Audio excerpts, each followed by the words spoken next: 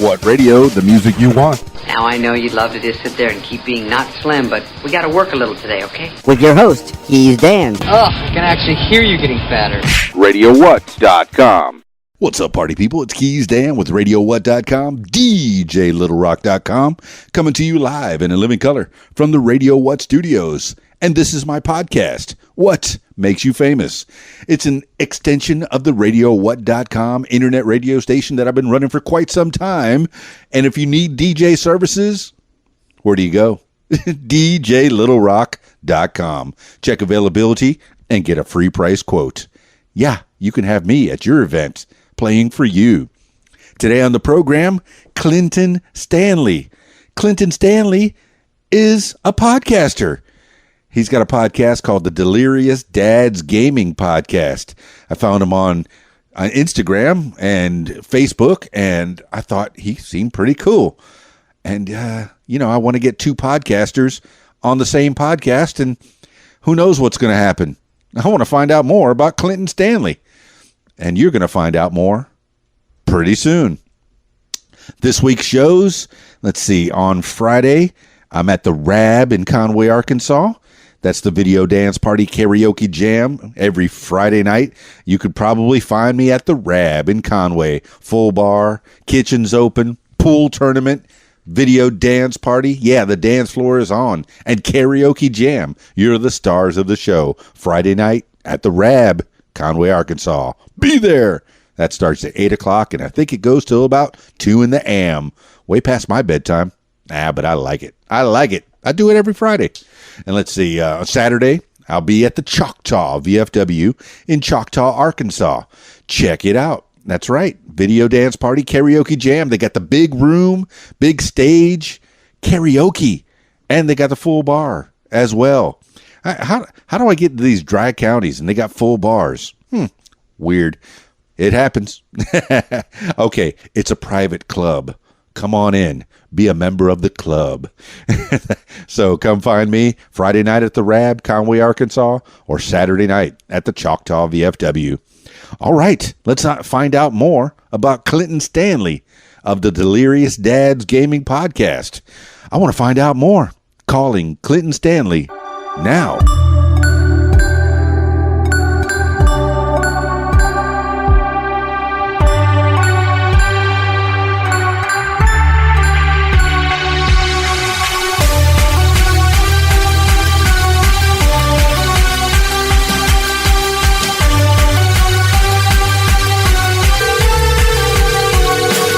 Hello.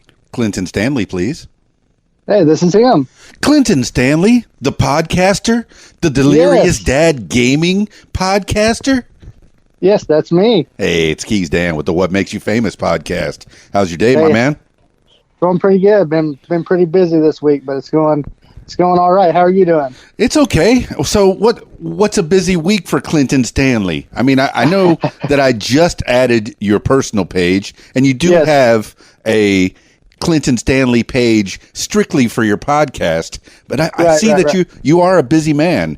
Would you care to divulge? What did you do this week that made you so busy? Well, first off, this week we have two kiddos at the house. So I have one daughter that is about to turn 3 at the end of the month.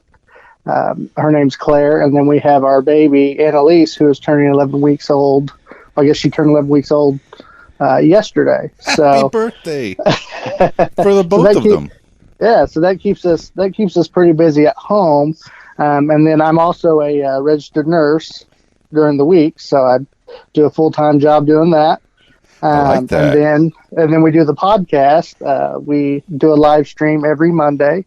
We're a weekly podcast, so me and the Delirious Dads get together, and we do a podcast every Monday at usually 7 o'clock, between 7 and 7:30. We do a live stream, and then we actually release the podcast on Fridays just to give time to edit and, that kind of thing, get everything together for the week. So that's kind of how the schedule rolls. So in a typical week, it gets pretty busy right now. I imagine so. Well, Clinton, it already sounds like you're more professional than I am. I have no idea what an edit is. No, I know how to edit. I've been to radio school. I know how to splice tape together. I know what digital editing is. I just don't do it. Maybe I'll cut the front off and cut the end off to make sure there's no dead noise. And then the rest of the podcast, it's raw, baby. It's all about you, Clinton Stanley. Well, thank you. Yeah. So you're telling me you're a lifesaver in addition to a gamer. Tell me about the lifesaving, because I was a paramedic from, from 89 to 99. I was in the fire department in Key Largo. And then from 97 to 2004, I worked in the emergency room at Baptist Hospital in Miami. And they had a nice trauma room. So, yeah. Well, what kind of nursing are you doing? It sounds like you have a little more of that trauma emergency experience than I have. I started out, I'm going on my 5th year. I'll be my 5th year here in February coming up next year. Yeah. But I started out on the med-surg unit. I like little hospital, and got my lumps in there for a little while. Yeah. And then I went over to, there's a hospital here in Tulsa called St. Francis Hospital. Went there and worked in the outpatient infusion unit, and so there we take care of different populations, from oncology patients to patients with rare old genetic diseases and things like that. So your rheumatoid arthritis and that different kind of stuff. And so there I kind of learned a little more, because it was more, even though it was outpatient, they needed it more. Like, you get a patient in that needed blood, and so you're doing 2 units of blood. They're there all day with you, and you got to get them in and out. And it's kind of a different kind of flow. I'm still doing that. I actually stepped away from that full time, did a little bit of kind of a marketing type, go out and assess patients for a skilled nursing facility. And now I'm working at a physician's office, and still doing the outpatient infusion job sometimes on the weekends where they need me. So that keeps me busy as well. Man, nursing gives you so many different facets. A lot of people think that nursing is whatever they're into. If they need outpatient, or if they need an emergency room, and then they see that nurse, and they think that that's all that nurses do, is whatever interaction they had at that point. But there are so many different facets. Like being a floor nurse, you could see patients for sometimes months on end, depending on what floor you're on, and you develop relationships with these people, and you really get to care for them. I spent time in the emergency room, and towards the end, from 2001 to 2004, I was with the Aeromed, the helicopter unit, and but it was still, you didn't spend a lot of time with your patients. It was in the emergency room. The funny thing, it's treat them and street them. You spend a couple hours with them. Either you get them, taken care of and out the door, or you take care of them enough to get to the floor. Exactly. It's like, what's your situation? We need to either get you back home, or you need to be admitted. But we gotta, figure that out, and where they're going to go. That's the other challenge, I think. Whatever the hospital's filling up, where are we sending them? Man, Clinton Stanley out there in Tulsa. Now I spent about probably almost a week in Tulsa, and I liked the Hard Rock out there. That was great. And I know that Route 66 runs through Tulsa, and I got to see the big oiler. In fact, at the Hard Rock, I picked up a pin of the big. Is it an oiler? There's a giant oiler in Tulsa, right? Yes. It's a oil man. Yep. Yeah. He's I think he's standing next to the driller, I think. It's over there at the state fairgrounds. We drove by there not too long ago, and my daughter, my 3-year-old, she was looking at it as we went by, and she said, "Dada, that's big like the Hulk." Yeah, big. Okay, so your little one is getting into the movies, the nerd stuff as well. She is totally sold into superheroes right now. So it's all about the Hulk. I mean, the Hulk's her number one superhero, but she's liking the Avengers. She calls them the Bingers. Yeah. So it's actually next weekend we're having her birthday party, and it's going to be superhero themed. That's cool. And so we got her a Hulk shirt. I got me a Thor shirt because Thor's my favorite. Yeah. Oh, and Thor's my second favorite. Captain America and Thor. I grew up on them. Read those books through and through, man. Yeah. And then mom's going to wear Doctor Strange. That's her favorite. Oh, yeah. Yeah, a little. Yeah, I was surprised when she said that Strange was her favorite, but Man, why we not? all He's have our magic. taste, right? He could do Yeah. anything, man. He can conjure up anything. He's a Yeah, sorcerer, yeah. baby. That's Yes, right. you gotta like Protected the Infinity Strange. Stones. Yes, yeah, I wondered about that. How many Infinity Stones are here on Earth, man? You're trying to protect them from the universe, and you keep them all in one spot. Come on, Yep. people. Yeah. Plot Yeah. holes. How does that make sense? Plot holes. Hey. All right, Clinton I love Stanley, podcaster, gamer, lifesaver. We're talking about weird stuff, man. We're nerdy stuff, in fact. And so, I don't know that people thought it was going to go this route, but it did. oh no, dude! I never know where these podcasts are going to go, and it's people say, "Oh, I'm getting interviewed." No, you're not. We're having a conversation. We're getting to know each other, and I'm getting to know Clinton Stanley, and you, the listeners, are getting to know Clinton Stanley, and make sure that you listen to his podcast for sure. I know it's primarily it's you three guys, right? And you're all connected by Skype or Twitch or something. Yeah, well, how we do it? Well, first, I wanted to kind of get, if you don't mind, I wanted to get into how it came about. I do not mind. Because I want to introduce the guys, because it's not just mine. Whenever it came about, how it happened with the podcast, we're all into games. There's myself, and then there's my friend Hunter Venable, and I actually met him through our church, and he's a children's pastor, and he's into the ministry and things like that with the church. And I found out that he liked gaming, so we started getting together and playing some PlayStation games here and there, and we kind of built our friendship within the past year based on video games. And then we just got closer as friends.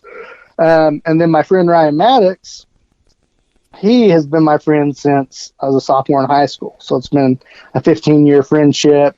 We've done all sorts of stuff together. He's got a daughter that's, I believe, 5. Her name's Aurora. She likes to come hang out with our daughter, and so we'll get together and have cookouts and things like that. Mm-hmm. And so he's really into, he likes gaming. And so we all just kind of had this common thing. And what had happened was, as Claire got older, I would get on these YouTube channels and look up some gaming stuff, or just watch, a YouTube creator, or even Twitch, and, these guys are single gamers for the most part, usually. Right. Is the general consensus. And so, all of a sudden they're dropping F-bombs here, F-bombs there. And before I had kids, it really wasn't a big deal to me, right? Mm-hmm. I was like, okay, I can ignore that and just move on with the entertainment. It's still good to me. But I noticed that Claire was behind me one time when I was watching one, and this guy was getting really mad and dropping F-bombs here and there. Mm-hmm. I just kind of started feeling like, man, how am I going to get my gaming fix when it comes to gaming stuff if all these guys are not using the language I want my 3-year-old, or at the time 2-year-old, being around. And it's not that I'm looking down on that stuff, but it's more like age appropriate, kind of thing. And so the more I thought about it, I was like, well, I like gaming. And I'm creative. We've always messed with stuff within video editing or, graphic art stuff. And I've always wanted to mess with that kind of stuff. So I thought, well, I want to get a gaming podcast together. And so went ahead and had gotten Hunter and Ryan together and just said, hey, guys, like, this is my idea. I want it to be geared towards dads. The podcast can include, single gamers, that kind of thing. But I really want to be a channel where dads could come and listen, and they don't really have to worry too much about the content that's going to be on the podcast. Right. And so they agreed, and we kind of went over what we thought would be good for the show. And I mean, we spent a good month just talking and planning and discussing ideas of where we should take it. And whenever I presented it to them, I wanted them to have some creative freedom. I didn't just want it to be Clint's Delirious Dad's Gaming Podcast. I wanted to include them and them be a part of the process in the show too. And it's really worked out. We've learned in the short time, we've learned a lot.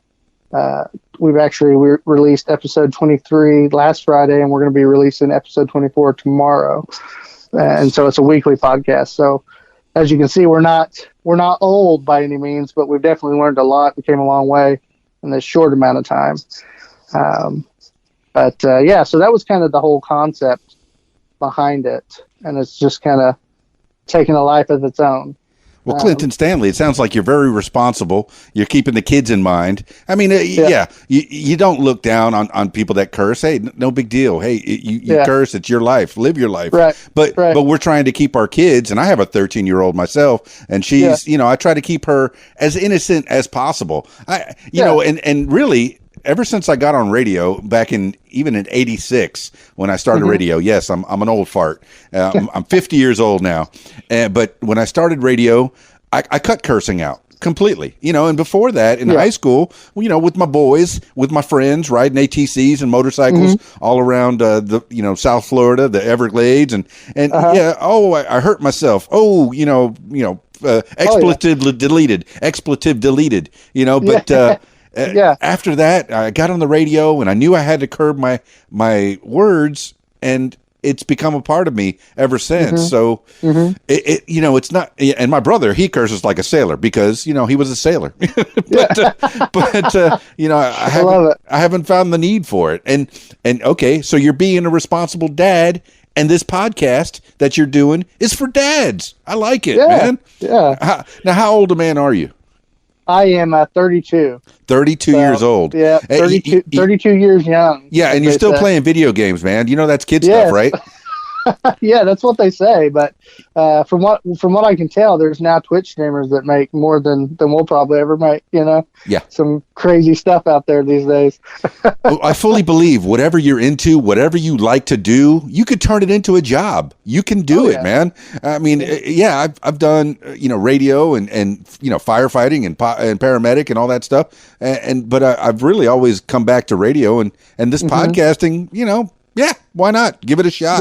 Yeah. And my podcast is learning about people and sucking people's brains dry. And I want to suck your brain dry there, Clinton Stanley. Sounds good to me. Tell me about you and all your facets. Have you always been in Tulsa, Oklahoma? For the most part, I have. I spent a little bit of time in Oklahoma City, so I'm mainly an Oklahoma boy. I've been out of state, here and there for vacations. I've been up to like Fayetteville, Arkansas, and that area, but I don't think I ever went through Little Rock. If I did, we were just passing through.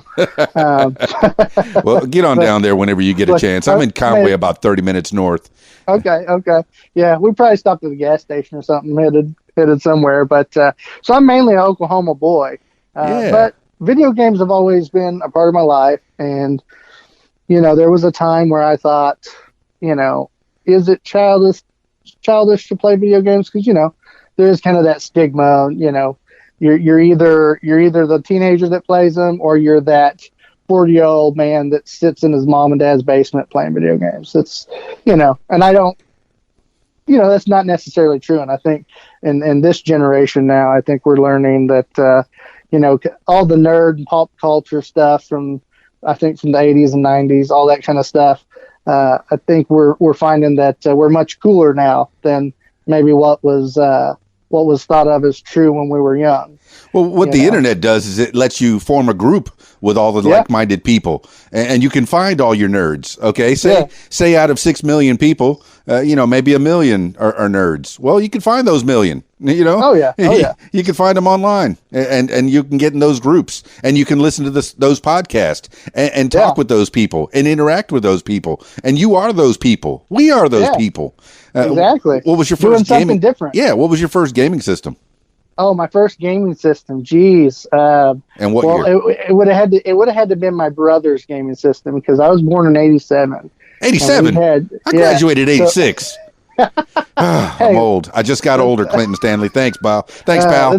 That's okay. I have friends and family members that are, about to graduate high school, and I remember them when they was, 2 years old in diapers. So I'm understanding the feeling a little bit, but you're not too old for this. You're not too old for this. All right. So first gaming system was your brother's.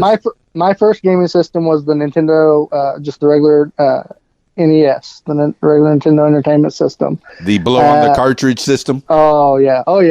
And hit the top of the hit the top of the Nintendo to get it to work if the cassette's not wanting to set just right. So we played Super Mario.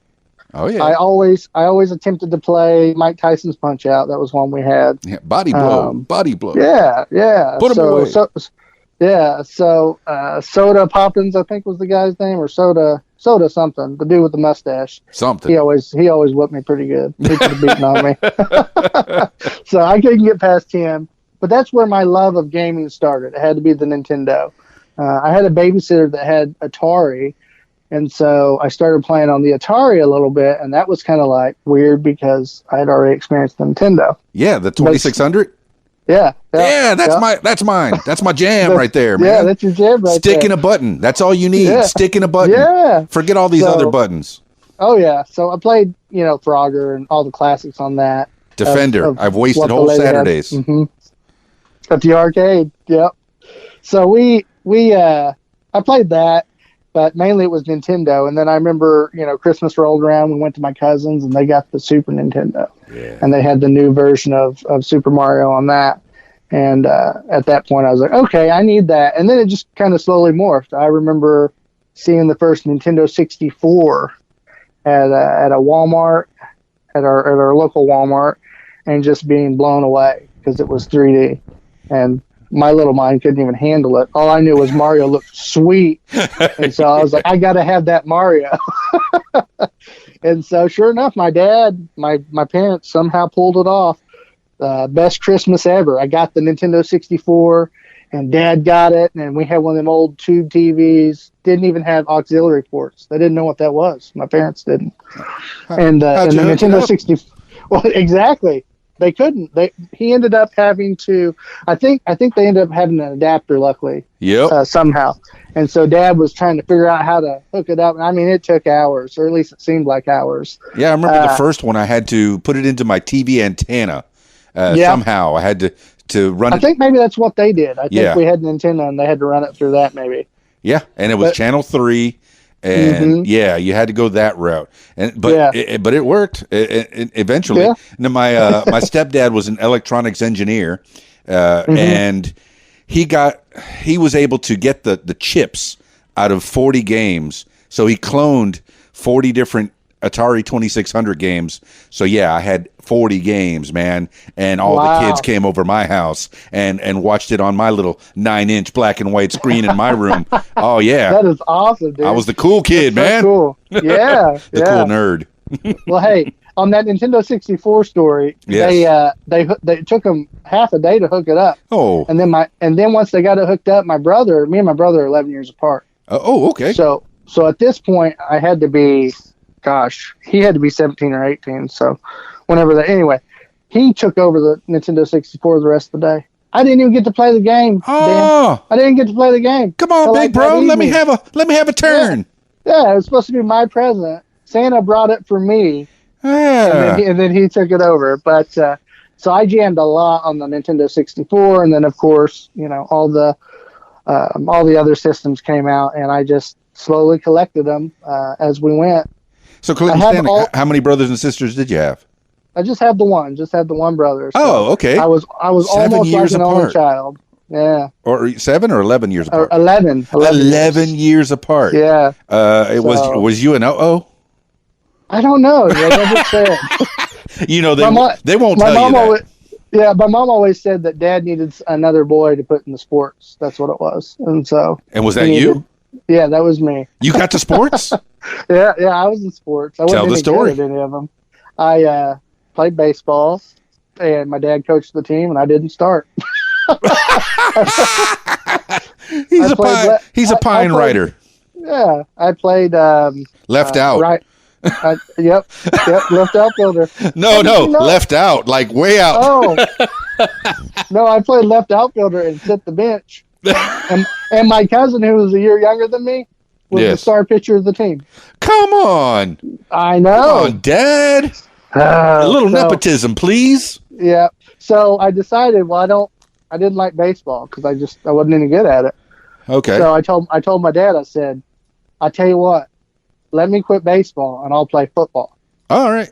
and I had no idea what I was getting into there. Ooh. Because I'm not a very big guy. At this point, I'm 5'7.5". Got to have that half. Make sure that you tell that half, man. Hey, for the longest time, I thought I was 5'9", and then I went to like a health fair deal. Yep. And they told me, "Oh, you're 5'7.5". So, oh, yeah. How disheartening. Really hurt my manhood a little bit. I believe it. But so I played football, got smashed around a lot.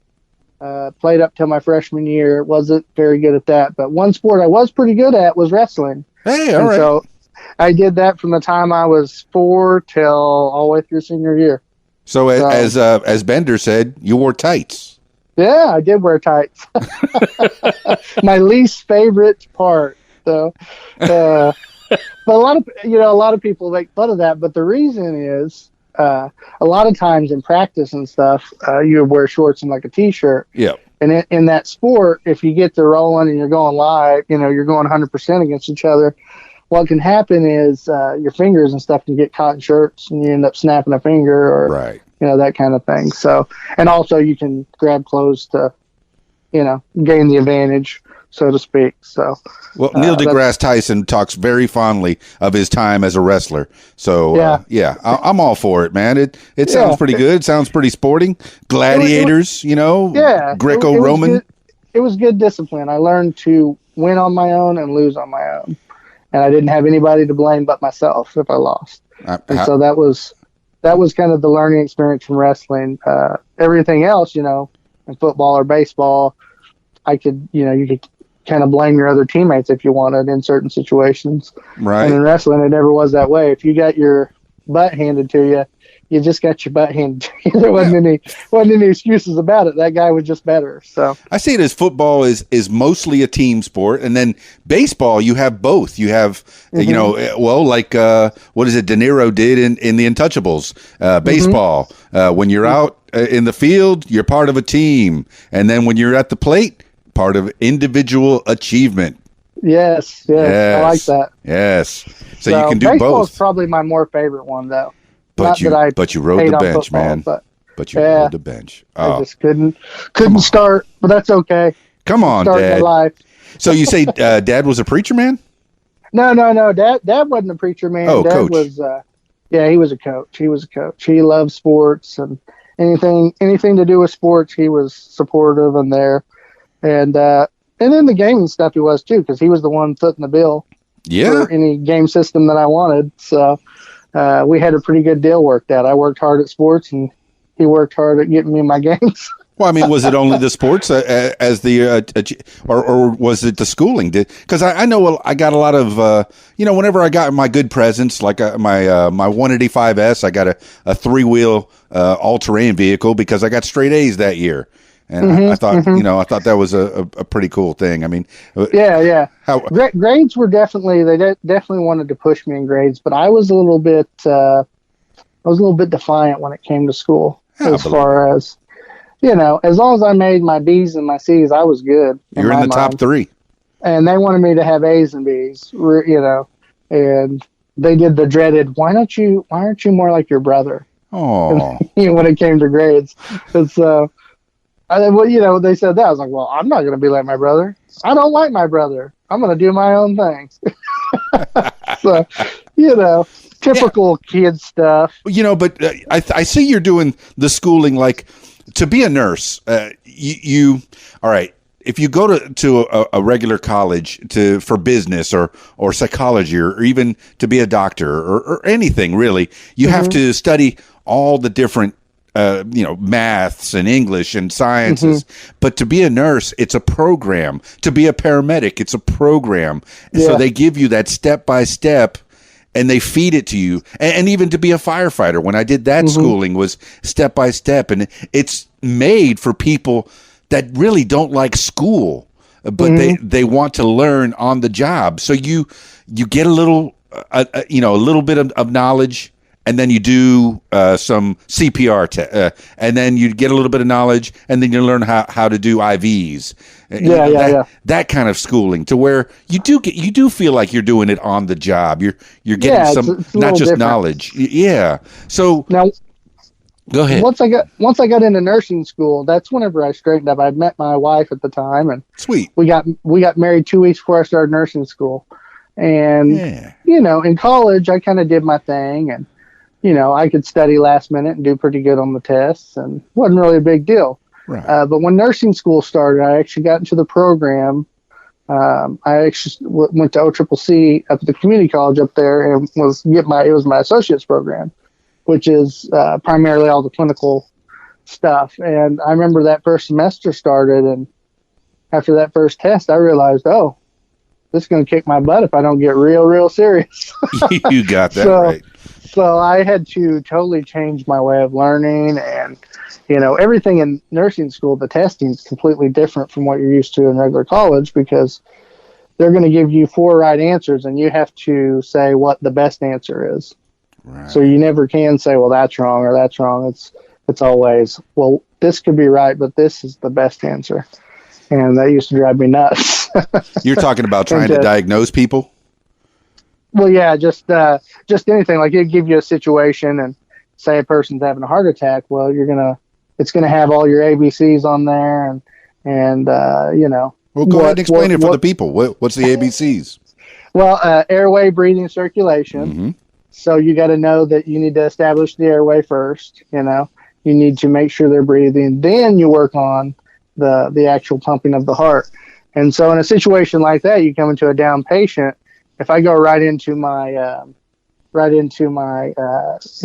chest thrust there, that's not going to be the best answer. So although the answer's right, if they don't have a pulse, you're gonna do that. It's actually to establish the airway. So there's a lot of situations, and it would be, anything. It would come down to, there's a fire that breaks out in the unit. What do you do?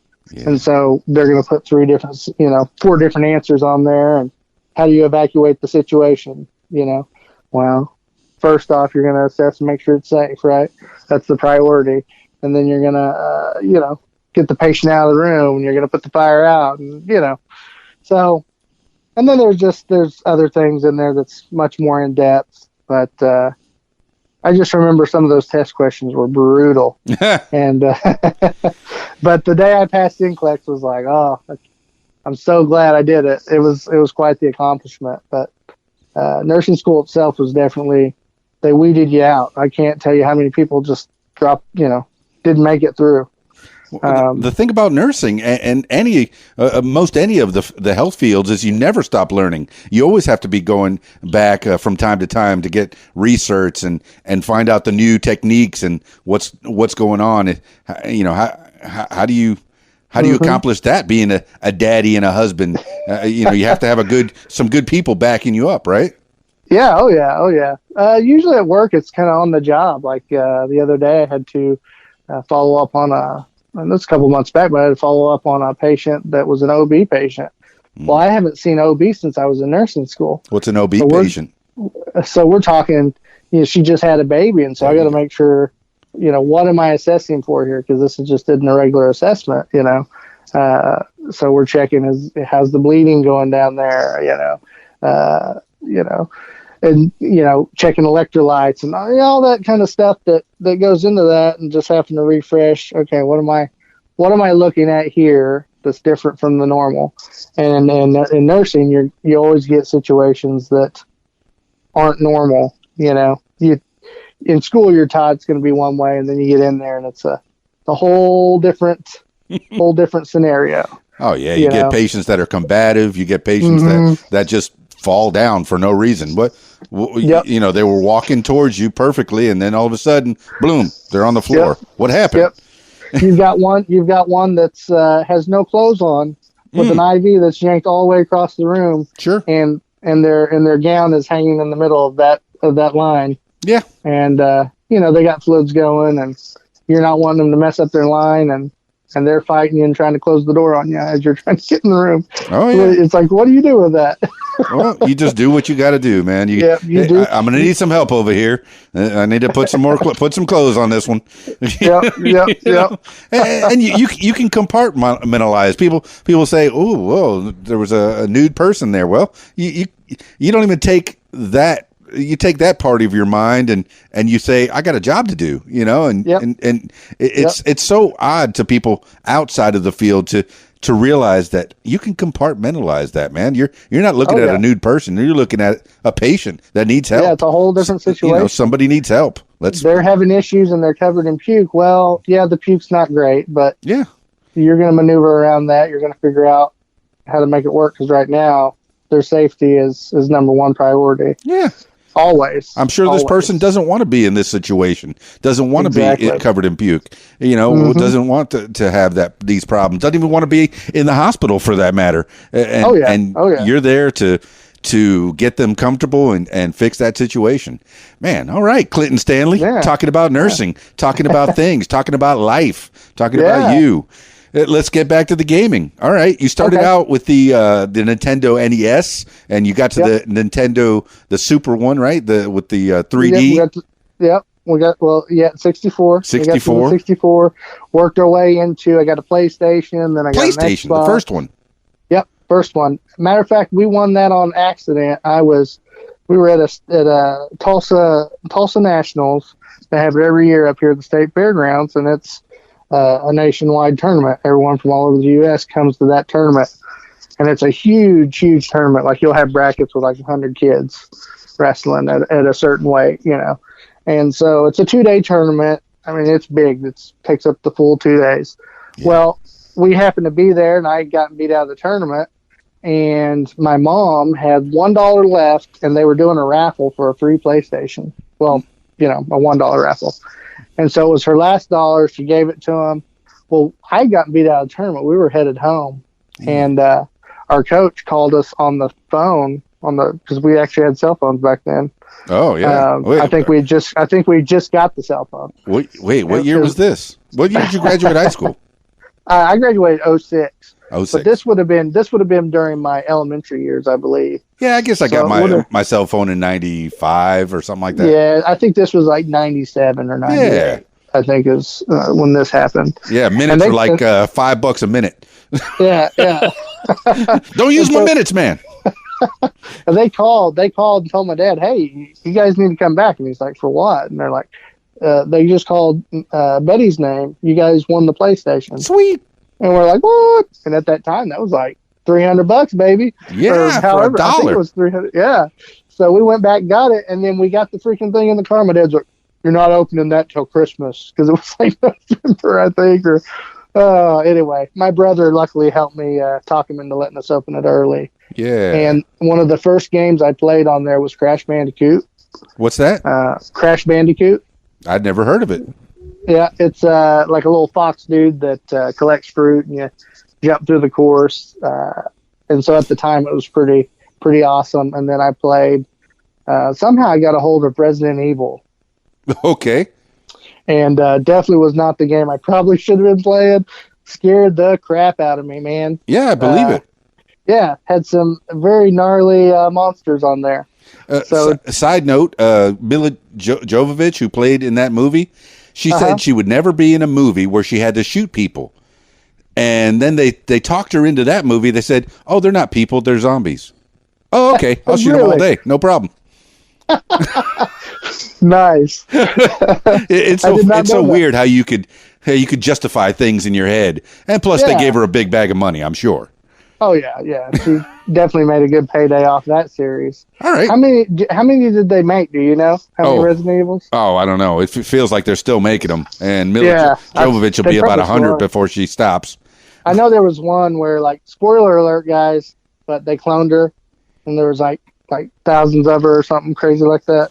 Oh, well, they cloned, what is it, Sigourney Weaver in Aliens, didn't they? At one point? They did. Yeah, I think so. I think that's a movie trope. To keep the series. Yeah. They cloned Arnold. I think they cloned a bunch of people in movies. Hey, the thing is, the movie was nothing like the video game, though. I haven't played the game. Explain more, Clinton Stanley. So the game takes place in an old mansion, and you go through. Basically, they call them stars. It's the stars team, which is part of the Raccoon City police force of the game. And so you show up. Basically, they have a helicopter crash. The team's stranded, and then these zombie dogs get a hold of them outside the mansion, and so the characters have to run to the mansion. And in the game, whenever they did the trailer, it was one of the first games that had live action trailer. So it was like these C-rated actors that were not good. I mean, it was just low budget, and they're acting out these scenes, and it's just, they had the worst audio dialogue ever in the game. If you guys are listening and you don't know much about the PlayStation stuff, you need to go to YouTube and search Jill Sandwich, and it's pretty comical. Just the voice acting is horrible. But at the time, it had to be state of the art, didn't it? Yeah, I mean, because back then, video games weren't used in a lot of voice acting anyway. Right. So, as bad as it was, you were still happy there was anything, if that makes sense. Yeah, in awe, for sure. Yeah.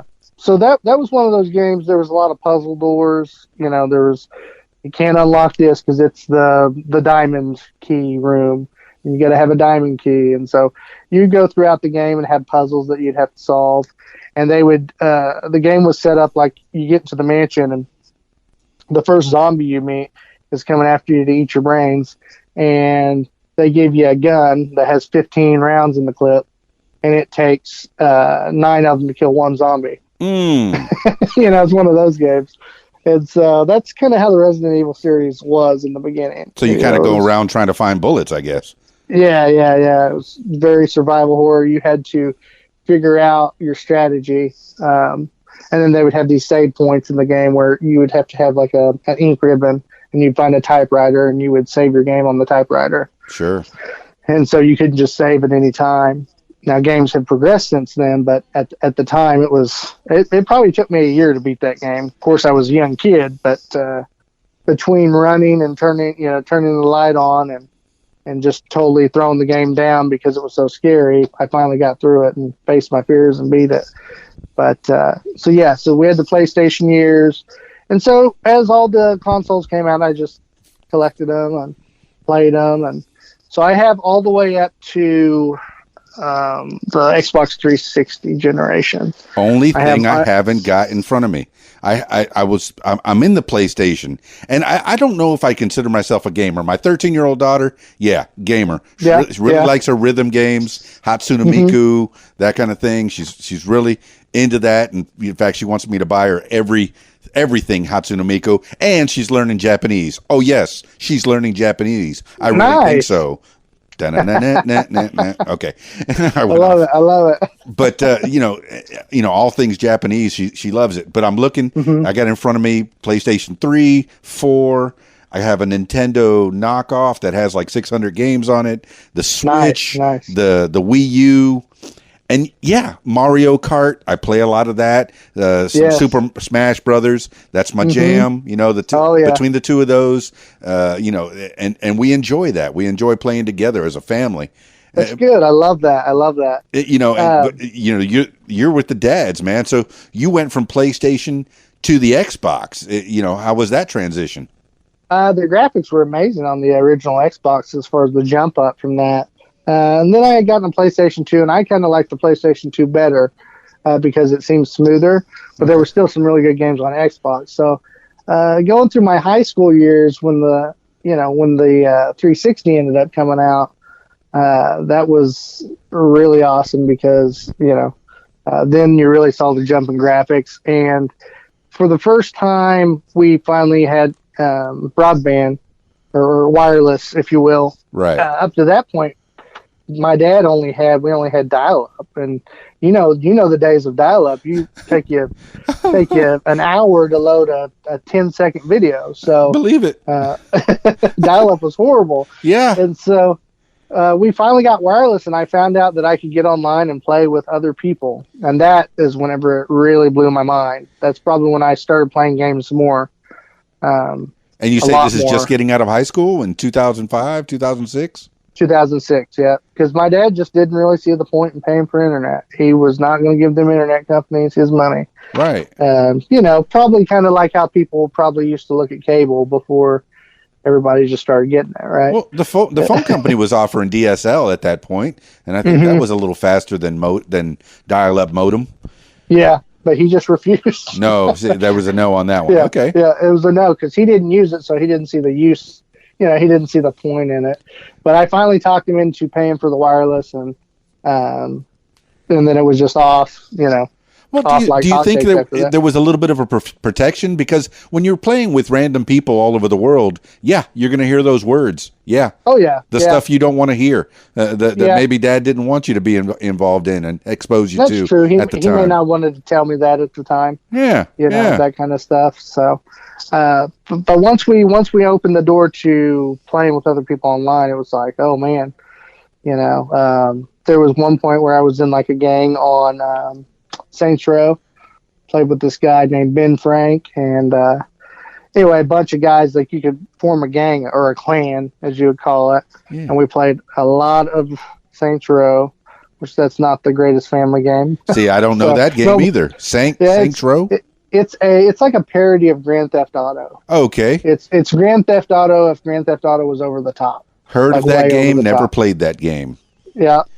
So a lot of crazy over the top violence, and stealing cars, and I think they could smoke marijuana and shoot whiskey and just all this over the top stuff that you're like, wow, I can't believe these characters are doing that. Well, once again, like things that you don't want the kids to be into, at least not just yet, Yep, exactly. Keep them little as long as you can. You know what your daughter's saying? What's that in his mouth? Like, so I played a little bit of that. And then my buddy Ryan, this is where he kind of came into play. So Ryan's background is he didn't have a lot of console systems. I think he had the PlayStation, so he was fortunate enough to have that, I think. And so he'd play some of those games. But he always, as you'll hear on the podcast if you go listen to it, he'll always say that he was the guy that went to the friend's house that had the game, had the consoles. And so that's kind of how he had his gaming experience growing up. But he had finally saved up enough money that he got a 360, and that's whenever me and him really started gaming a lot more. Okay. As far as together, and this is all online. Had you met? Do they all live in Tulsa? Does Ryan and Hunter live in Tulsa? Yep, we all live in Tulsa now. And had you known each other before you played games together? Yes, Ryan I knew from wrestling. He was a wrestler and I was a wrestler. He was my sophomore year. I had moved to our hometown at the time, so we had moved back from Oklahoma City at the time, and so I had just moved there, and he had just moved there, and so we were the new wrestlers on the team, and that's kind of how we became friends. Yeah. And then I was like, wow, this guy's crazy. I kind of like him. So we started hanging out after that, and he'd come over and we'd play games, or we'd watch movies, or we'd go out, go fishing, that kind of stuff. Yeah. But he had saved enough money to get a 360, and we got the game that's called Left 4 Dead. And Left 4 Dead took a interesting spin. It was a 4-person co-op game. So It takes 4 survivors, and basically you work your way through a map, and there's these hordes of zombies that come, and they're trying to attack you. And the graphics are pretty good for the time period. They're really good. This is Xbox One. Well, this is 360. Xbox 360. Okay. Mm-hmm. Yeah, this is the generation before PS4 and Xbox One. So this was the 360. And so they had creatures in the game that, like, they had a tank, so the tank would be like this big huge monster that would just bust in the game randomly, and he would tear you up. Basically, it took a lot of ammo to kill him. And then they had one that was called a smoker, and he would literally you could tell he was there because there would be smoke in the room, and then he would actually shoot his tongue out, like grab a character and pull him away from the team. Ooh. And then try to kill them that way. And so, and then they had one called a boomer, which was this overweight, grotesque looking zombie that would show up and look like he had been he had like toxic material on him or something, and he would actually blow up if you got too close to him. He's like a bomb. And Left 4 Dead, man. This is another one I hadn't heard of, and I haven't played it. So it was a very simple game. It was actually made by Valve. It's a very simple game. But you work your way through the map, and you had to do it as a team. Yeah. There really wasn't any way to get through the map without doing it as a team. And so me and Ryan got addicted to this game. See, that's one thing about video games. You can develop relationships. You can develop communities. And Oh, yeah. people on the outside of gaming don't realize that. They think, oh, you're sitting wasting your time playing games. Mm-hmm. And you are building friendships. And I've even seen kids that are watching other gamers, which you're part of that content now, where they're watching other people play games. You're not even playing the game. You're watching somebody else play the game. Somebody in the outside would think that's crazy. Why is that so entertaining? Why is that so cool? Yeah. Yeah, but it is all about that community and being a part of something, right? And that was something me and him were into. I mean, we were so into it that we had played it so much that we started, we would see the tank coming out of the corner of our eye because we've been playing the game so much. We would like freak out. One time we were driving down the road and there was like a little red bag on the side of the road. And it was down in a ditch, and there's a character in the game called the Witch. They call it the Witch. Okay. And it's this little zombie lady that would like be on her bottom Indian style, and she'd be crying. You could hear her crying in the game, and you would approach her, and you could tell it was her because she had a little red like glow around the top of her head. And if you got too close, she'd freak out and jump on you and tear you up. And so she was really like the whole thing with her is you had to be quiet and get past her. So anyway, he sees this red bag on the side, and literally I'm driving my truck, and we're going past this ditch, and he reaches over with his left arm, grabs my shoulder, and like grabs my shirt, and just does the freak out, like. And then it took him a minute. He realized that's not the Witch, but because of the lighting of the night and just how much we had played the game, he was still in that game mindset, and so. He literally thought that was a witch in the ditch, and like totally freaked him out. It was like a 2-second freak out, you know. I might be getting lost. Is this in real life or is this in the game? This is real life. Okay, that's what I was thinking. And I'm like, I'm following you, and I'm going, really? In real life, he thinks he's playing the game? Yes. Because you've been playing so much. I can see it. Yeah, we just got done playing, and I was taking him back to his house, dropping him off. And he saw that red bag and was still in that game mode mindset, I guess, and literally thought he saw the Witch. Well, it gave you that moment, man. You're hanging with your boys. You got friends, man. Oh yeah. So, all right. So I'm scoping out your website, DelariousDadsGaming.com, and I'm checking out the About Us. And Clinton Stanley's got a nice, huge bio, and then Ryan Maddox, he's got a pretty good bio, and Hunter Venable, you got to step up your game, man, dude. Yeah. Now I got a blurb. I mean, he's sitting there with a pretty girl. That's a cool thing. Yeah, he's got a pretty lady next to him. But, that's his wife. Blurb. Yeah. So Hunter is definitely the guy out of our group that he's real chill, and he's real like kind of just to the point. He's not real. He doesn't get real descriptive about things. And so that's kind of the thing about the Delirious Dads. I try to be the professional. They kind of make fun of me sometimes that can be uptight sometimes. Yeah. But I try to keep it somewhat professional, and then Ryan's kind of more outgoing, more of he's very fun and very boisterous and that kind of thing. And then Hunter's kind of more reserved and more of a calm personality. And so in the podcast, I feel like it mixes well. Yeah. Because you kind of get a flow of different personalities. It's just not, it's kind of like we said one time, if it was just me and Ryan and another guy like Ryan, it would almost be too much of a crazy podcast to just sit through. Like there'd just be too much chaos. We wouldn't get anything done or get anywhere. Well, I did listen to the episode 23 Stranger Games today while I was driving around, and Oh, did you? Yeah, you guys gel pretty well. Now you're not all in the same room. You go on Skype or yeah, we do. So we do it through Skype, and then I actually broadcast it out I use Restream to do our broadcast, but we broadcast out to Facebook Live, YouTube Live, and Twitch.tv. Man, you're out three. Yeah, that's the 3 channels we try to reach.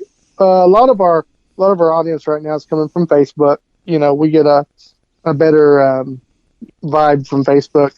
With YouTube, we usually get more comments or messages later about YouTube videos.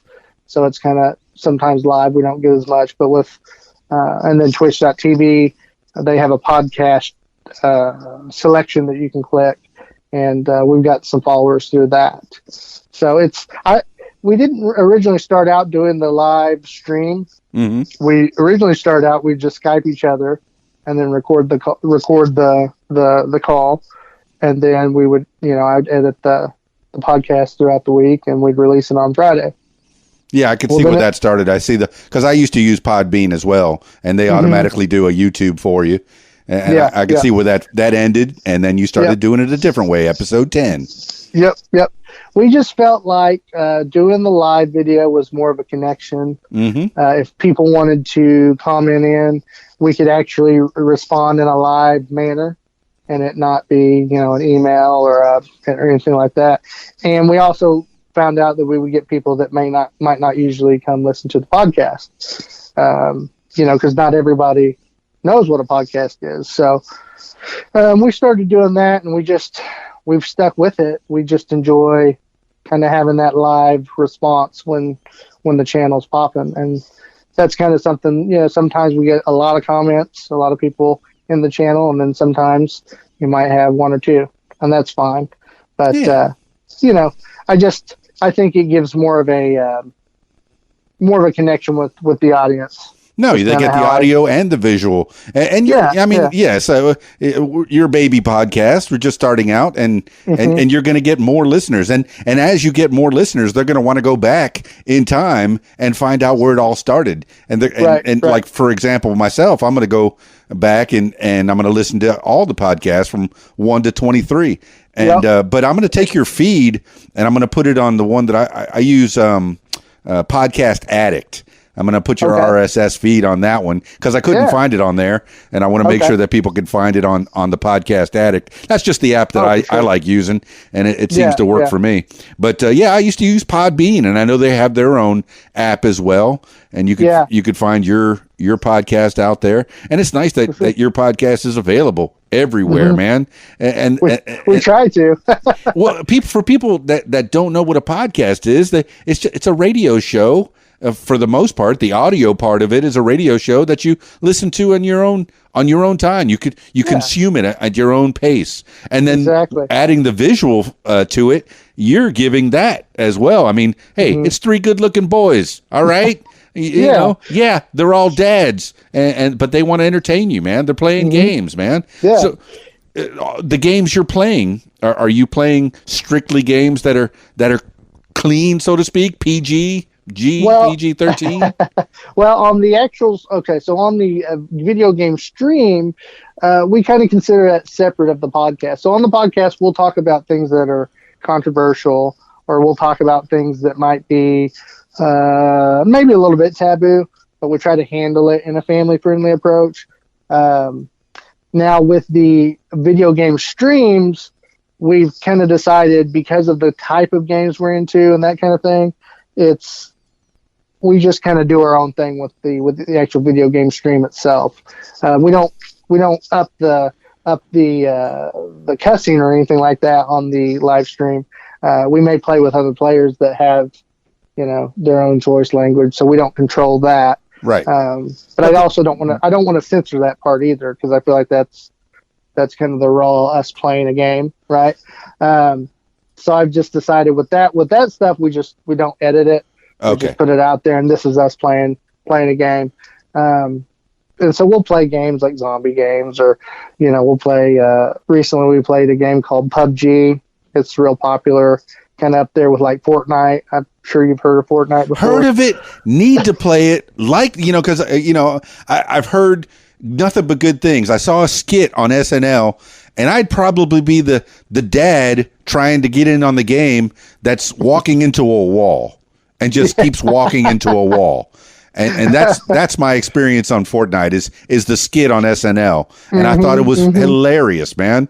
And then, of course, the dancing part. I know that they do the Carlton, and Carlton himself, he said, hey, man, I'm suing you for taking the Carlton. Yeah, he didn't appreciate that very well, but I think he lost on that. Yeah, of course he lost that, because the Wham was doing the Carlton before he did. with the "Wake Me Up Before You Go Go." If you watch that video, it's the Carlton, baby. He does it. Yeah. It's so funny.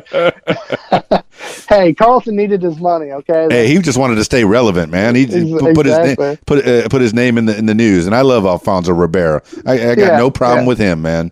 Yeah. Hey, he's good. But yeah, so on the gaming streams, we leave it more. It's just us being more us, not so filtered. So, but do you curb your own language, or is that you just anything goes? Well, we don't like cuss a lot or nothing like that, but we definitely have maybe more sexual innuendos. I tell you what, like the gaming stream, I liken it more to if you came and joined the dads in the locker room. Right. That makes sense. All right. So not safe for work. So we're not as professional as we present on the podcast because we feel that the podcast is reaching moms. It's reaching the kiddos. You know what I mean? Yeah. It's more for listening if you're in the car. Whereas the gaming stream is literally dad sitting down and watching us play a game. And from what I've heard, the podcast, you're giving out a lot of good information. I mean, do you talk about new releases and things like that, or is that where we're heading? Yeah, we talk about new releases. We go each week. We look up news that we feel is relevant, and obviously, if it's a big enough news, then we'll talk about it. We'll discuss rumors. And actually, I wrote out the segments. We can go over that too. For it. We do Leaks for Geeks, so that's our news segment, our gaming news segment, and it covers anything that we deem important to us or that we might think the audience is into. Actually, the stream or the podcast that's releasing tomorrow, I actually had a pretty good article I looked up that does a comparison of the Nintendo Switch and the Nintendo Switch Lite. And so I kind of go over some of the differences for people that might be interested in buying a Nintendo Switch Lite. So we try to mix it up. I didn't know there was a Lite. I have a Switch. What's yeah? Okay. Well, the Lite just came out. I think it just recently released within the last week or so. I think, at least this month. And so it's pretty new. And so we try to stay on top of that. Because if you're thinking about buying one, well, you might want to know what the Lite is, depending on your play style. Sure. And so we cover that. We also do Epic Dads, which we've kind of cut out of the show recently because we're kind of restructuring it. Originally, we did Epic Dads every episode. Okay. And usually Epic Dads was just a spot that was strictly, we talked about our kids, we talked about dad stuff, and that was it. But what we found was sometimes it was hard to just talk about dad stuff, if that makes sense. Yeah, there's only so much you can do to talk about your kids, and because your kids are your kids. All right, you might think they're the greatest things in the whole wide world, and yeah, my kids are the best kids ever. But to somebody else, man, they're just kids, man. Yeah, and to put it all in that one segment to me was. It's just like, well, they may get a little bored with it. Now, so we kind of changed it. We said, well, we can still talk about the kiddos, but we can sprinkle it in the podcast. We don't necessarily have to have a whole segment dedicated to just that. And so we're kind of rebranding Epic Dads as more of an informational segment. So the next time you hear it, we'll actually bring some tips or maybe an item or some dad stuff that actually pertains to maybe parenting or strategies for the kiddos, and even being like good husbands and that kind of stuff. But that's cool. Tips to actually bring it in more of like an informational segment. Well, you might talk about famous dads in the news, man. Yeah, things like Will Smith and Jaden. How they doing? How they holding up? you know.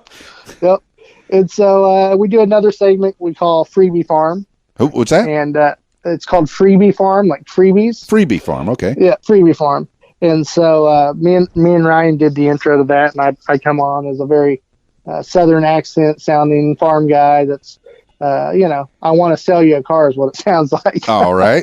I'm Earl Shives. I'll paint that car for $59.95. Yeah, it's free. You got to get it free, that kind of thing. But we go over, in this segment, we do primarily free games that are out either on the PlayStation, on the Xbox.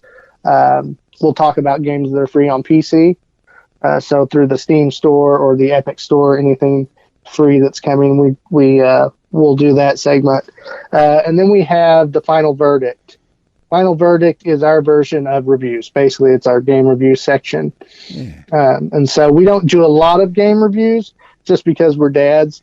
And so it's hard to keep up with every new game that comes out. So on that segment, we primarily try to do game reviews over games we've played, or at least have a decent amount of time playing. So you won't always see Final Verdict, but we do play that, from time to time. And then we present, this is probably one of the ones that's, to me, we do a lot more of just because it's so fun. And it's easier to make good, entertaining content with, which is, we call it What They Don't Want You to Know. And this is our tips and tricks segment. A lot of times we'll do tips and tricks on a game, or, a way to beat the system. Sometimes we do gaming quizzes and like gaming trivia, and we'll actually do 10 questions, and me and Ryan will compete, or maybe all three of us, me, Ryan, and Hunter will compete, and we do a quiz. And then usually there's a punishment for the loser. There is one segment that we did where on the fly we decided loser needs to wax their nipples. Oh. And so this is just one of those things, as you said earlier, I think at the beginning of the podcast, you said this is live, this is raw, this is uncut. And so that's kind of how that was. It was on the fly. We decided, somebody needs to get waxed. And I don't want to tell people who won because, you got it. Listen to the podcast. Listen to the podcast. You got it right. So we eventually released a waxing video of the loser getting waxed. Yeah. So that's out there on public domain. Enjoy that. Facebook and YouTube. Yes, that's yours. Enjoy this. So if you've ever seen the 40-Year-Old Virgin, it was kind of like that. Okay. So, Kelly Clarkson. So we try to spice it up a little bit with that. And then Hunter's background, I had said that he was a chef, or that he was a children's pastor and was in the ministry, but he also did 2 years of culinary school. See, that's where I got the pastor from. Okay. So Hunter's in culinary school. Mm-hmm. All right. So I'm a fat guy. I like some food. Yeah. So he did 2 years of culinary school, and he's been a chef at some various places. And so he presents a segment called What's Cooking Good Looking? Yeah. And the whole segment is him bringing a recipe that is easy for a dad to make.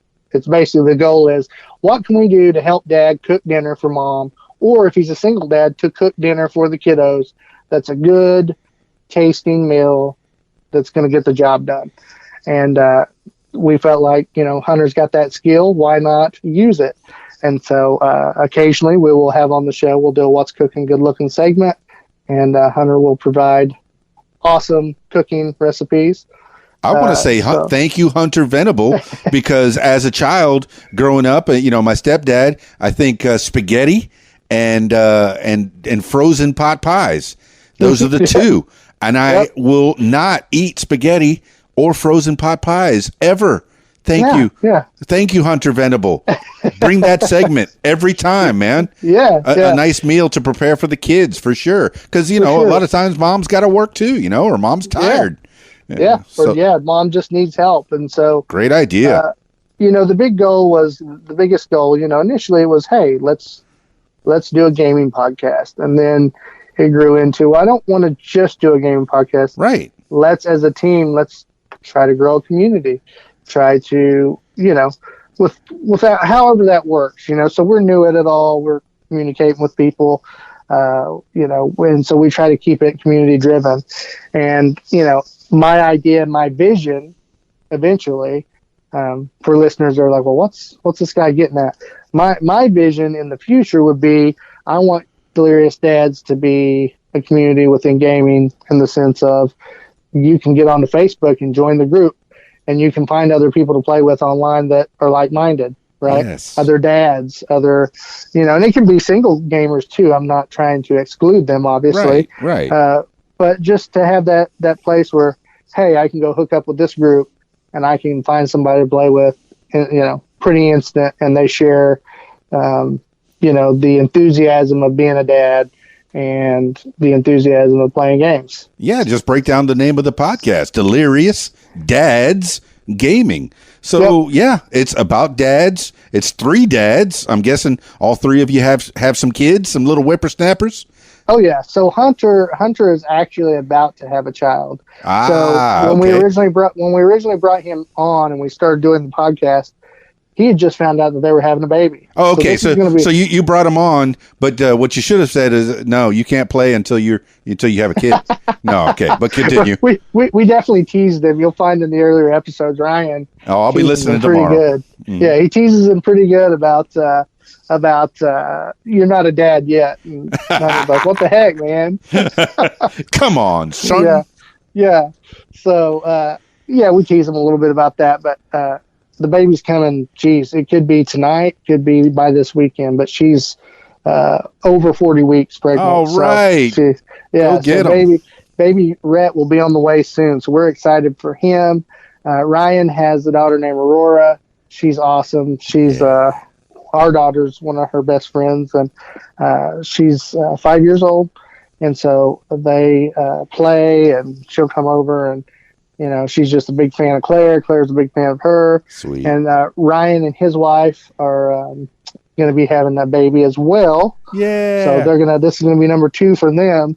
And so that's going to happen. I believe the due date's right around the beginning of December. And then, as I poor said, kid. December. No. Right before Christmas. No, you get a Christmas and a birthday present at the same time. Sorry, exactly. kid. Yep. And Ryan's the type of guy, he'll do that for sure. All right, little ribbon for Ryan. Yep. And then like I said earlier, me and my wife, we have our daughter Claire, and then we had our daughter Annalise back in May. So sweet. It's really crazy. It's kind of funny. Like, we did the podcast, we got these kids on the way, so you also kind of get to hear the whole process of, hey, we got babies coming. Yeah. So it's pretty fun. It's a lot of fun. And so combining gaming and being a dad, that's a challenge in itself. And that's something we've learned. We joke on the podcast that, I came up with the idea, hey, let's do a podcast. And so we all get together and, hey, yeah, let's do a podcast. Well, the thing about doing a podcast, dads out there that are listening, when you do a podcast, that takes up your gaming time. It does, unless you're gaming while you're podcasting, which you found a way to do. Sometimes. Yeah, we do that sometimes. So we do the stream when we can, and so that's why we don't have an official, hey, this is our game streaming time, because it's just hard to narrow down when the 3 of us can get together. Yeah, it'd have to be on your lazy Sunday. I mean, exactly. I'm this week I'm doing 5 different podcasts with 5 people. So wow, I'm radio and DJ and so you're going to be booked up. Yeah. But I love it. I love talking to people. I love learning from people. And Clinton Stanley, I'm learning from you, man. You're one of the delirious dads, the gamer, the podcaster. I knew this was going to be a good conversation, because when you get 2 podcasters on the same bill, you're going to get a chit chat. You're not afraid to talk. That's for sure. It's like, we're going to get together and we're going to chat for sure. And then when I was coming up with my podcast, it was, I've been running radiowhat.com for quite some time. And I said, well, I like talking to people, and let's see, what's the name of the podcast? Let's see, Radio What makes you famous? Oh, okay. So it can be read 2 ways. It's what makes you famous, like you can answer that question, or it's Radio What making you a little more famous than you already were. And you're already famous, man. You got a family that loves you. You got friends, man. You got people backing you up, and you're a lifesaver. I cannot forget that. And you turned what could be a hobby, what could be something on your downtime, into a passion, man. Yeah, now you're a delirious dad gaming. Yeah, one of the coolest things we got to do one night, we were doing a live gaming stream. Yeah.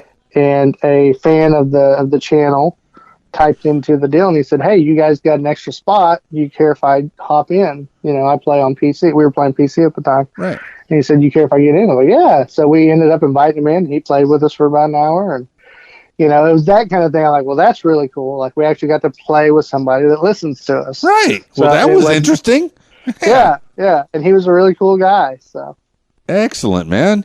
Yeah, I downloaded one of those because I thought about maybe doing some kind of a Twitch or something on the live stream, and I downloaded something that you could have the camera on you while you're playing a game, but I like it.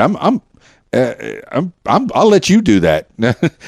I'm having a good time doing this, man. But I know that's still down the line. I mean, what kind of software do you use to do your gaming stream, I guess? Well, right now, as I said when we started it, it's kind of a learning curve. Sure. I got into podcasting. I knew it wasn't going to be easy, but I didn't know it was going to be hard either. As far as it's not the hardest thing in the world just to sit down and record, but as you know, sure, to make content that makes sense and to make content that's engaging and fun, you can't just always just be like, well, I'm just going to wing it and we'll see what happens. And so in the sense of what we do, it's like, well, we have to bring some content. There's only so much that people want to hear about your favorite game every episode. Sure.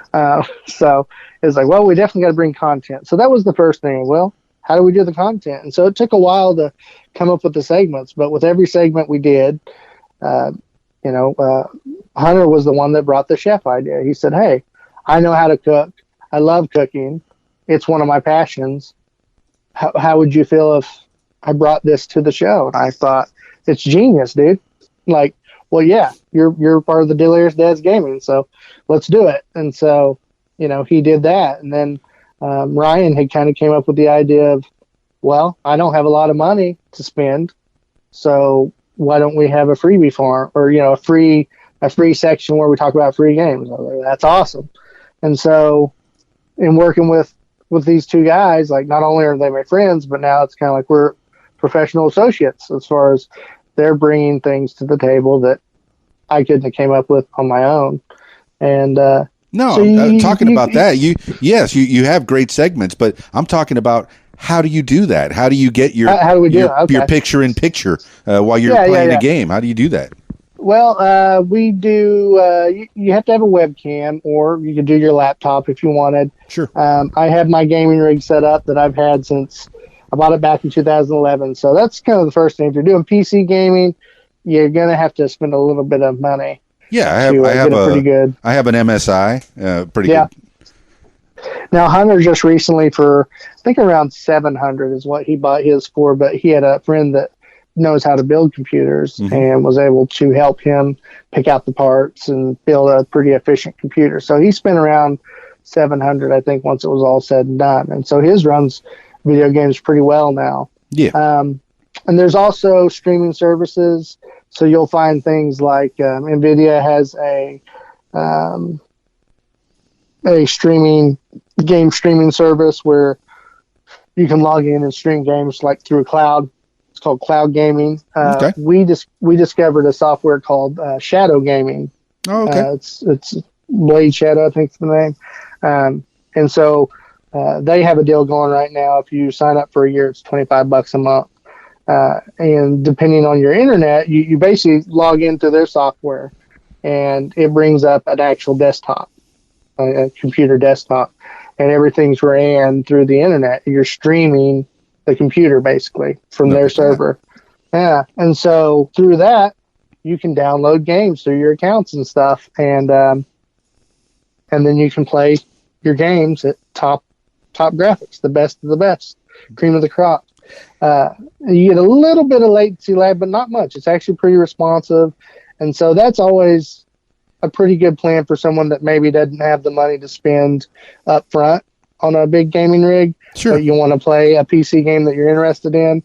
Well, maybe it's worth that month to pay the $25 or, the $35 or whatever it is, whatever the cost may be. So we've had Ryan do that a little bit because he doesn't have a big gaming rig. Right.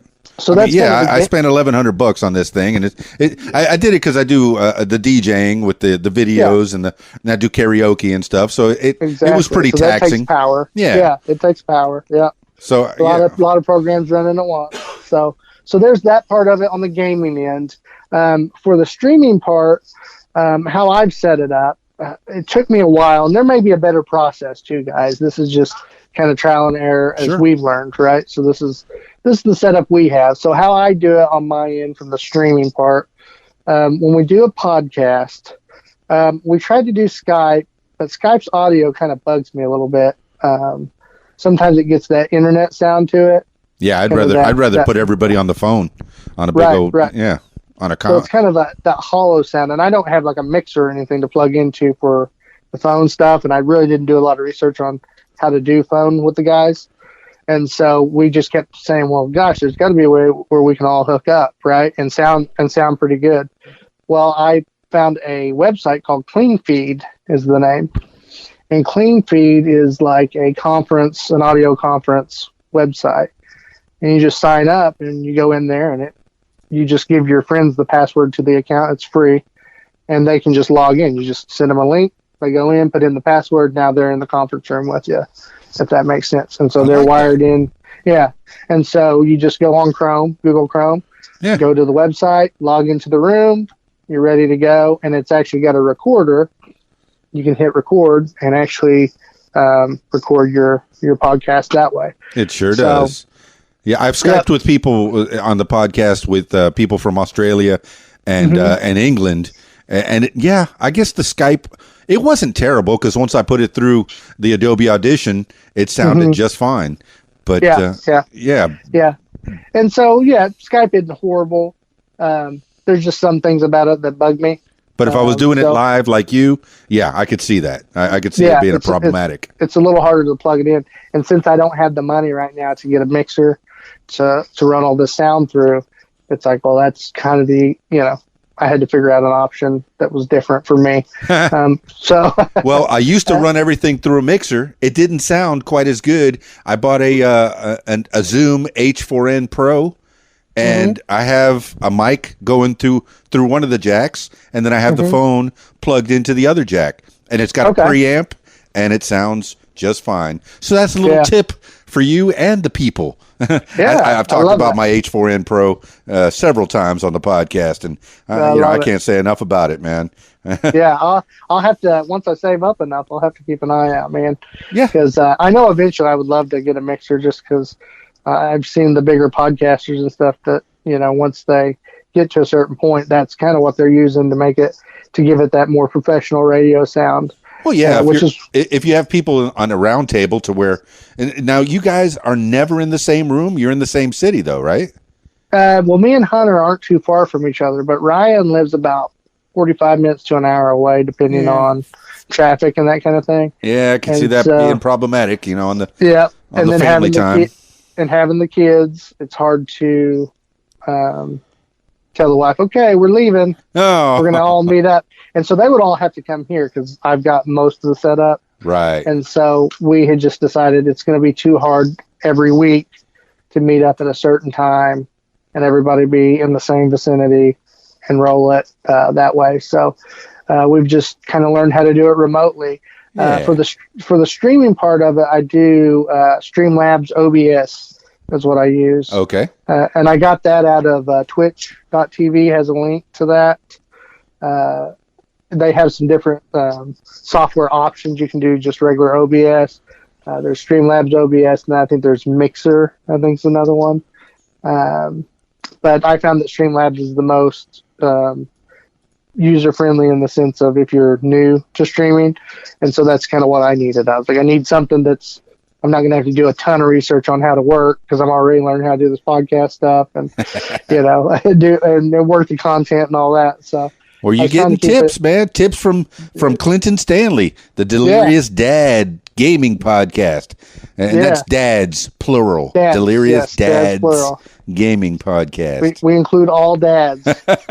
All dads. Any other facets of your life you want to share with the peoples? Sorry, I didn't catch that last part. Any other facets of your life you want to share with the peoples? I'm trying to think off the top of my head. Yeah. I don't think so. I don't think we got we're mainly gaming. You got content coming every week. But on Mondays you do the stream, and then on Fridays you release the podcast. Yes. And if you ever want to get a hold of us, you can email me at the email Clinton at deliriousdadsgaming.com. If you ever want to send a personal email just straight to me, Ryan has one set up. That's Ryan at deliriousdadsgaming.com. And the same with Hunter. It's Hunter at deliriousdadsgaming.com. We have, as far as the audio spaces that you can find us at right now, that Podbean actually, distributes our podcast to, you can find us on iTunes. You can find us on Google Play. We're on Stitcher. We're on Spotify. And then recently we got approved. We're on iHeartRadio. Yeah, so I just got on a new iHeart. one. Yeah. Dig it. Yeah, so that's pretty And cool. make sure that you put a 5-star review on that Apple. Yes. All the people. Get us up there, guys. Get us up there. You put yourself on SoundCloud too. I saw that too. Yeah, we had a couple on SoundCloud. I ran out of data on there. I'm actually gonna pay the here pretty quick. I'm gonna pay the Prime membership for that, so I can get the rest of the episodes out on that. I probably wouldn't. So you don't think so? No, I wouldn't. In fact, I had Podbean, and I'm on Anchor.fm for free. For free, I love it. And you make a little 30-second spot for them, and then they pay you a little bit of money. I like that. That's pretty awesome. It is pretty awesome. I'll have to check into Anchor. I transferred all my stuff from Podbean over there and closed it up. Yeah. Were you? The thing about Podbean, the only thing I love the service so far. Oh, I like the prettiness of the site too. It was nice. Except for when I do YouTube or when I do Facebook links or YouTube links.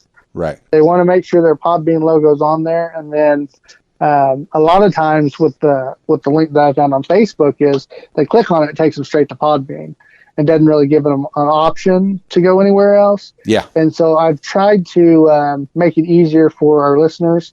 On our website, we have all the links to the different areas that you can listen to us at. But I don't know if you noticed, but if you go to the DDG podcast page selection in the website, we have every episode listed. Yes, and you just click on the episode, and when you click on the picture that goes to the episode, we actually have the player embedded right there. So you can listen to each one.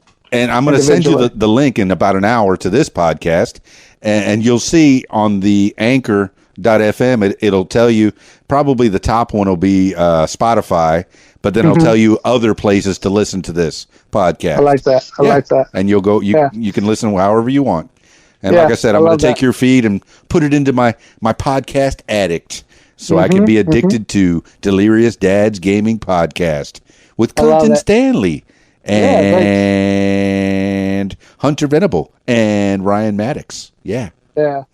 Well, that's awesome. And you guys can also find us on Facebook.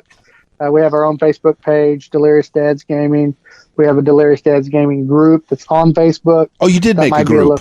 Yeah, we ended up making a group too. This is good. So this way, people that listen can give you direct feedback, really. Yep. And so then you can also find us on twitch.tv. We have a channel there. We have a channel on YouTube. So those are all our channels. And then you have our website, www.deliriousdadsgaming.com, where we post the episodes. I plan on, when I have time, I would love to start putting the video content on the website as well. But as you know, being a full-time nurse and being a full-time dad, and then also being a full-time podcaster. Yeah. Sometimes it's hard to get through all the other stuff to get things updated, but we're always striving to get it done. And then also we're going to be doing a big contest coming up. Excellent. It's going to be kind of a call to action, send us a review contest, and we're going to be giving a big prize out for that. We're talking not just a cheap prize either. It's a really good one that Kicker that makes like stereos and stuff. They gave us some merch to give out. So Clinton Stanley and the Delirious Dads giving back to the people. Yep. Yeah, just a little thank you from you to them.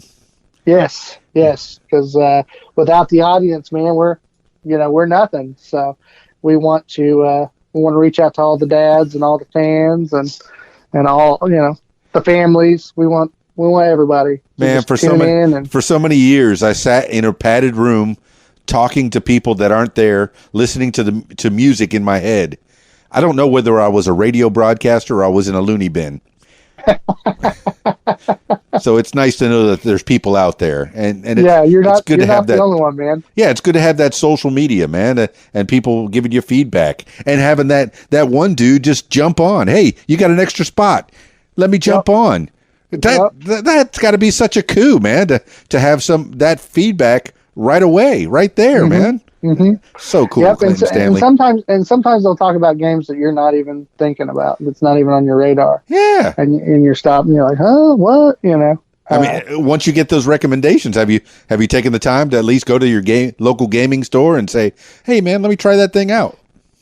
There's actually one that I recently played. It's the name of it's called No Man's Sky. Okay. It came out. I bought it on the PlayStation 4, and it was one of those games with the developer. It's a sci-fi space game, and the whole idea is kind of exploration. It was supposed to be basically Minecraft, but space. Yeah. It's kind of the thing. And so you can go into the galaxy and, you can go explore infinite planets and find infinite amount of creatures and all this kind of thing. And so the developer built it up really big, and, hey, you can play with friends and all this. Well, we had just had Claire when the game came out, and I decided I was going to buy it. I just decided I was like, it's $60. I can afford it. And my wife's like, are you sure? I said, yeah, I'm going to get it.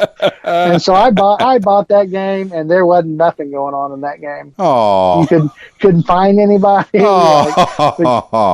was okay. It was pretty repetitive though. Yeah. She would come by and say, how you liking that game? And I would lie. It's good. I love it. No, that's why you go to your local game store and you say, hey man, let me try that out, or tell me what you think. What are your thoughts on that?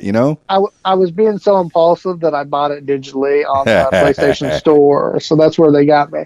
But so I just thought the game was a flop. I looked at reviews later, and the reviews were bad on it, and there you go, coming down on the developer. So, but what happened was, so that happens, and then we're doing the podcast the other day.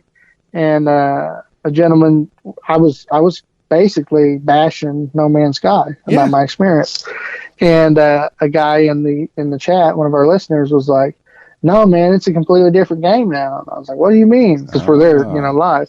And he's like, "No, they did a bunch of updates, and now you can play with your friends and da da da da." And so, because of that recommendation, last weekend I decided I'm gonna sit down and play this, right, and just see, So I updated it, and sure enough, they made a ton of updates to the game, and it's no longer as boring as it was before. And they now have a thing where you can join right up with your friends and go explore together and play. So, it's a simple thing like that. Yeah, I wouldn't have gave the game a second thought had he not pointed me in that direction. And hey, just like those shows on Netflix, you got to give them a couple of episodes before you turn them down. You got to let them build up a little bit, and that's what you did. And on the recommendation of one of your listeners, that's great. You're connecting with people.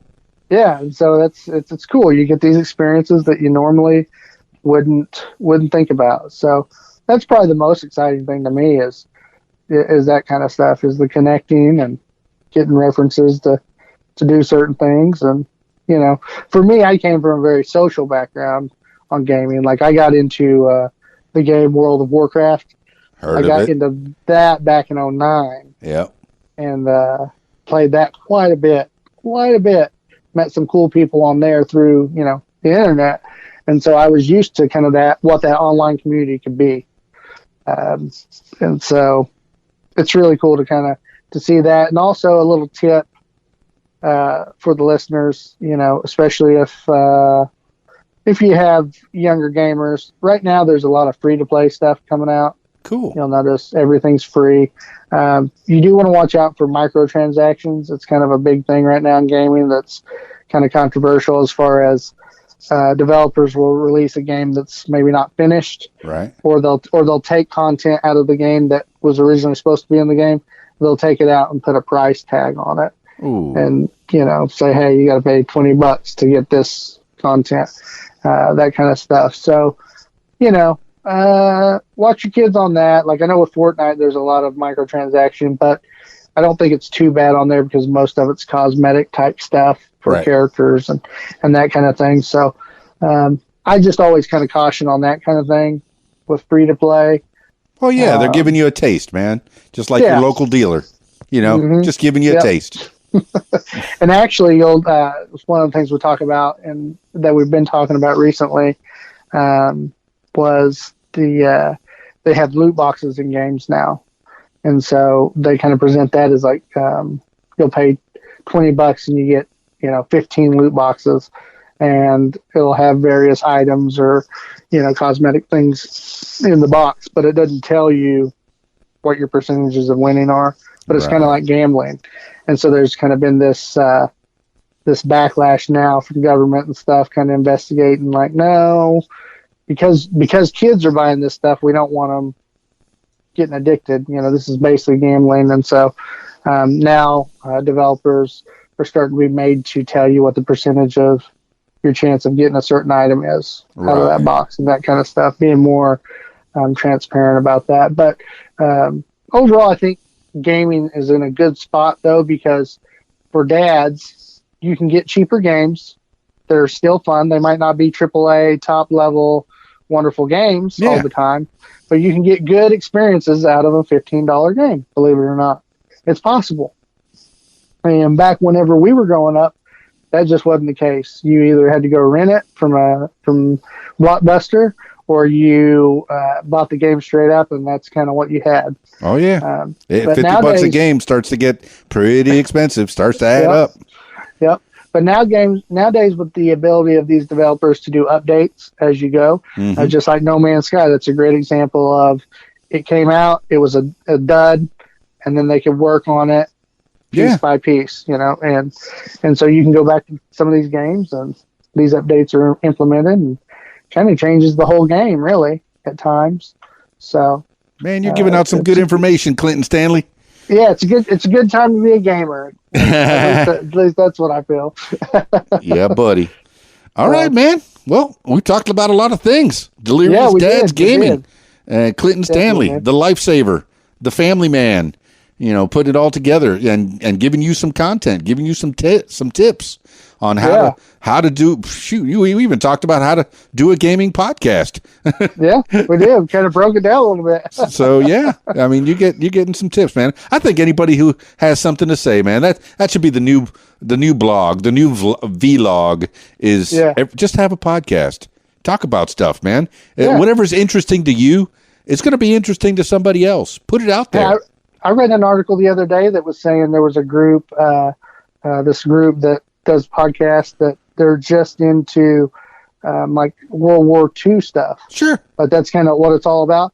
And they ended up doing a video podcast, and now they just travel around and look at video. Like they do a video podcast, they just go look at World War II stuff. Why not? Like that's, and they're making, they're making bank right now. I think everybody that was involved in World War II has now passed away, but it's good to keep their memories alive, man. That was a pretty important time in our lives, in the history of this country, I think.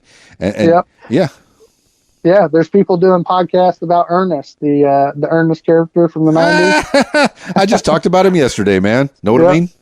Know what I mean, Vern? Yeah, that's great. Yeah.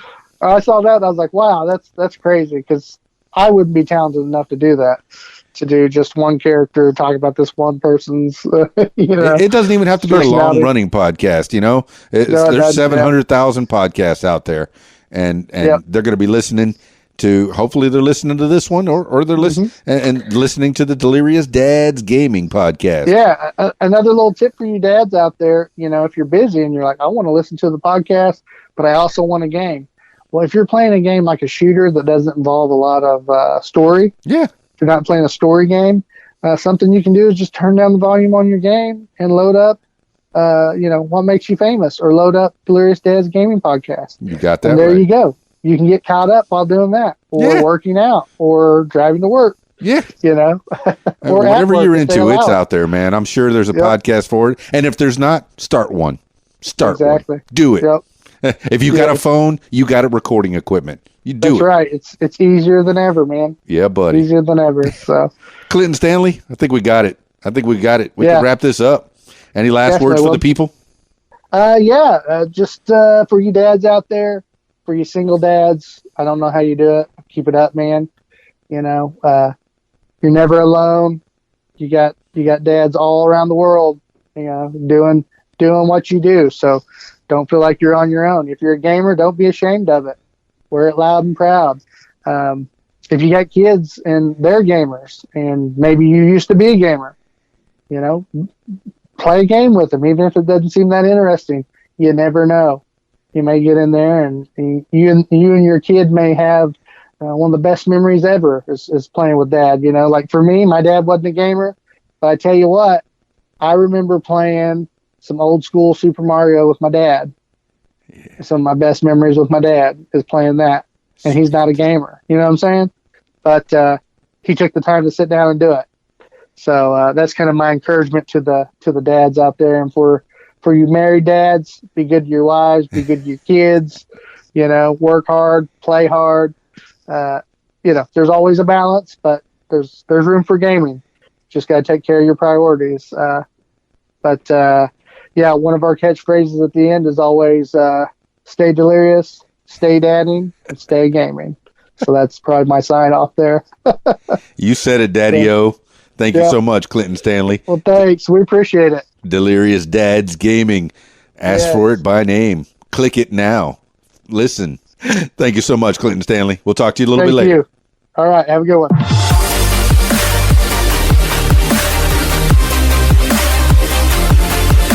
Well, there you have it, party people. Clinton Stanley of the Delirious Dads Gaming Podcast. Him and his boys, Hunter Venable and Ryan Maddox. Go check them out. They're 23 and as of tomorrow, 24 episodes strong. And find their videos. I'll put all their links at the bottom of the show notes there, so you can find out where you can listen to and possibly even watch the Delirious Dads Gaming Podcast. Thank you so much, Clinton Stanley, for being on the What Makes You Famous podcast. That was a lot of fun, man. And you're a lifesaver. Brother, that's excellent, man. Taking care of the people. Nursing. It's a tough job, man, but it's rewarding, man. If you really like taking care of people, be a nurse. Do it, man, because unfortunately people still get sick. So they need some help from time to time. And you could be that person that could lend that helping hand, save some lives. Maybe not even save lives, man. Just make their lives better. You know, just give them that little bit of medicine or even that little bit of encouragement, because you end up being a counselor of sorts when you're a nurse or you're working in that portion of the medical field. You got to be you're the doctor's hands. A lot of times the physician has so many patients that, you know, they can only spend a few minutes with a patient, and the nurse gets to spend hours with the patient lots of times. So, nursing. That's excellent, man. And then the gaming, you turn that hobby into something, into a podcast, man, into something that you could share with the people and with your friends. You know, that's so good, man. That's so good. Thank you so much for sharing your story, Clinton Stanley of the Delirious Dads Gaming.com. Man, Clinton Stanley, thanks again for being on the show. What makes you famous? If you want to tell your story, I encourage you to give me a call at 501-470-6386 or email info@radiowhat.com. That's it for this portion. That's it for this edition of the What Makes You Famous podcast. It's Keys Dan, radiowhat.com, djlittlerock.com. Peace. I'm out of here. Radio What? The music you want. Hey guys, this is Shelly G with a fast fact. Themes from movies Unforgiven, A Perfect World, The Bridges of Madison County, and Absolute Power were all written by Clint Eastwood. Do you have a fast fact? Share it with us at Interactive Radio, radiowhat.com. Tweet, yo. Follow Radio What on Twitter at Radio What Twit. Tweet, yo.